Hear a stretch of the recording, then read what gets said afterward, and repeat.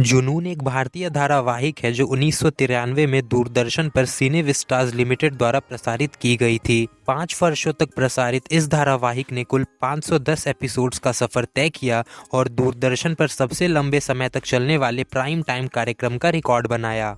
यह धारावाहिक दो दुश्मन परिवारों के बीच की कहानी को दिखाता है।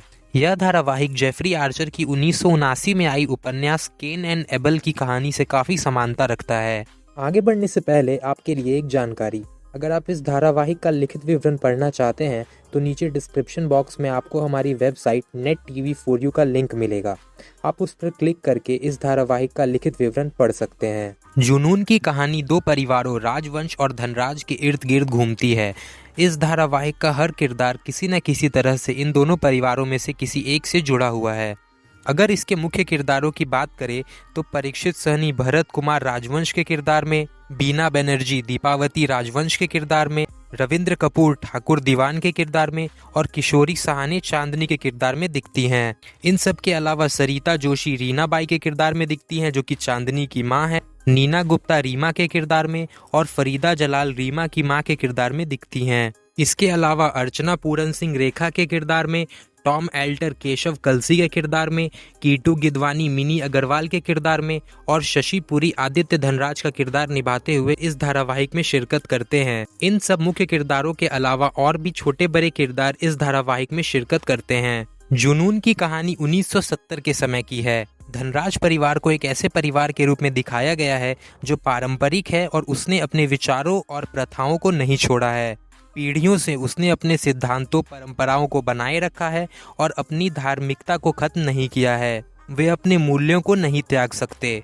धारावाहिक में धनराज परिवार के सदस्यों में से एक आदित्य को एक मध्यम वर्गीय परिवार की एक मासूम लड़की से प्यार हो जाता है। जब आदित्य अपनी लंबी विदेश यात्रा से लौटता है तो लड़की का भाई उसे मिलने के लिए बुलाता है। तब आदित्य को इस बात की जानकारी नहीं थी कि रीमा गर्भवती है और रीमा का भाई कहानी में उसके हिस्से पर विश्वास करने से इनकार कर देता है। इससे दोनों परिवारों के बीच काफी दुश्मनी हो जाती है।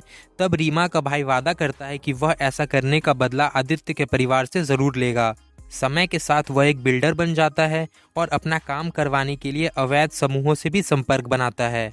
फिर वह धनराज को नष्ट करने के लिए अपने एक संपर्क की मदद लेने का फैसला करता है। इस प्रक्रिया में यह समूह अपनी योजना को सामने नहीं रख पाता और अंत में आदित्य की पत्नी सीमा की हत्या कर देता है। इस घटना के बाद इस धारावाहिक की कहानी काफी जटिल और रोमांचक हो जाती है। इस धारावाहिक के बारे में ऐसा कहा जाता है कि लंबे समय तक चलने वाले धारावाहिकों की शुरुआत इसी धारावाहिक ने की थी और इसके पीछे का सबसे मुख्य कारण इस धारावाहिक को प्रसारित करने का समय था। शानदार अभिनय करने वाले अभिनेता और रात्रि में प्राइम टाइम और दोबारा दोपहर में प्रसारित होना इस धारावाहिक की सफलता का सबसे प्रमुख कारण रहा। यह धारावाहिक अपने अंतिम एपिसोड्स आते आते अपनी मुख्य कहानी से थोड़ी भटक गई, पर शुरुआती 100 एपिसोड्स ने इस धारावाहिक की एक अलग पहचान बनाई और यह दूरदर्शन के सबसे बड़े धारावाहिकों में से एक बन गया। तो ये कहानी थी जुनून की। अगर आपको यह वीडियो पसंद आया हो तो इस वीडियो को लाइक और अपने दोस्तों के साथ शेयर जरूर करें और ऐसी ही और धारावाहिकों के बारे में जानने के लिए हमारे चैनल को सब्सक्राइब करना ना भूलें। तो मिलते हैं आपसे अगली वीडियो में किसी दूसरे धारावाहिक की चर्चा के साथ।